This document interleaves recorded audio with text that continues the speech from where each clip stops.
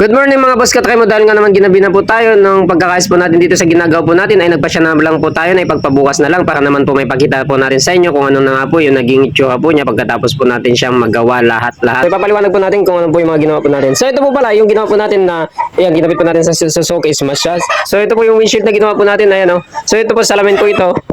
Ayan. Tapos dito po sa side niya, ayan, plastic po ito.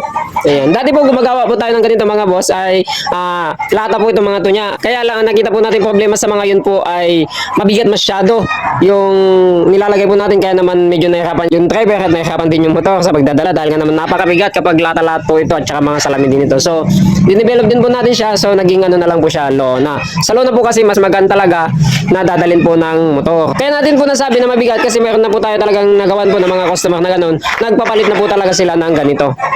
Pinatanggal na po nila yung mga stainless pong nilagay nilang mga cover dyan. So ganito na lang po yung pinalagay nila. Kaya naman dito mas ina-upgrade na rin po natin yung mga ginagawa po natin na ganito, low na lang dito. Pero dito po ay bakal naman yung dito. Ito, mayroon lang talaga siyang stainless dito. Ito naman pwedeng lagyan po ng pangalan dito, pastigiran na lang, malalagyan po ng pangalan. So ito po naman, itong harapan po niya, natatanggal din naman po ito. Naglagay lang po tayo ng snap. Ayan o. Kung nakikita nyo po yan, kung medyo mainit ang panahon, pwede naman tanggalin ito. Ayan o, natatanggal naman po yan. Tapos pag nagulat naman, pwede naman pong ibalik, ikabit. Tapos dito naman po sa side na to, cover na rin po yan. Nakasagad na po sa may lata po yan o. So sigurado na po tayo na walang basa po yung driver. Tapos itong pagkakalagay po natin dito, medyo nakalikod po itong nilagay po natin, nakalikod po siya sa tubo para yung pasok po ng hangin pag ganun lang siya.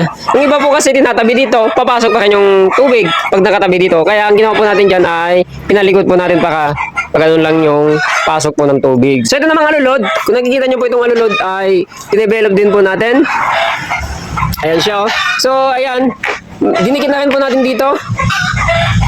Yung iba po kasi nilalagay po natin na nauna ay pababa lang siya. Ngayon may tendency po kasi yun napapasok pa rin yung tubig sa loob. Kaya ang ginawa po natin dito, dinevelop din natin.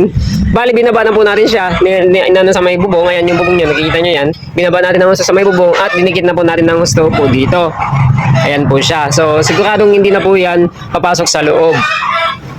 Ayan po siya. Pero yung mga nauna po ay okay naman na daw. Wala naman sila naging reklamo sa atin. Pero tayo syempre naman ay mas dinidevelop po talaga natin itong mga ginagawa po natin. So dito po sa parting ito, pwede pa rin po natin lagyan yan ng plastic para naman maging transparent na ganito. Pero ito po hindi na po natin nilagyan pala. So pwede rin nila pa-sticker na lagyan din ang pangalan yan. So yan po. Ito po yung labas po niya kung nakikita nyo. Ayan po siya. So safe na po yung driver po natin.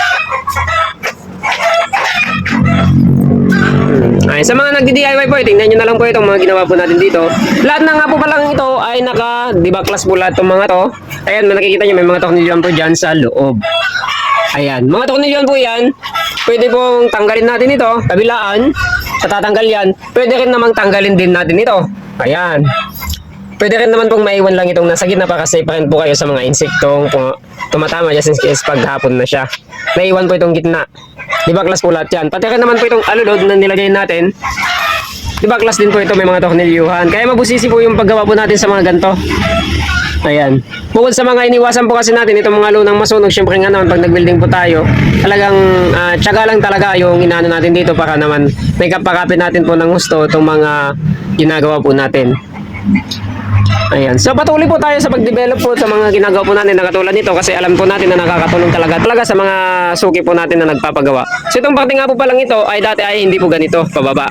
So napag-isipan din natin na binaba na lang para naman yung ano ng tubig ay pag ganun. Kahit na humangin, hindi siya papasok sa loob. Tapos itong mga to ay tinatapat talaga po natin sa may pababa na parte ng mga bubong. Baka naman hindi na pupunta doon yung tubig just in case man tumulo. So ayan. So sana po ay nagustuhan nyo itong mga ginagawa po natin ito. Pakishare na lang po yung mga video po natin at magkaroon naman po ng ibang idea yung mga hindi pa po nakakaalam. So ayan, maraming salamat po sa mga patuloy na sumusuporta po sa page po natin. Ayan, maraming salamat po. Ayan.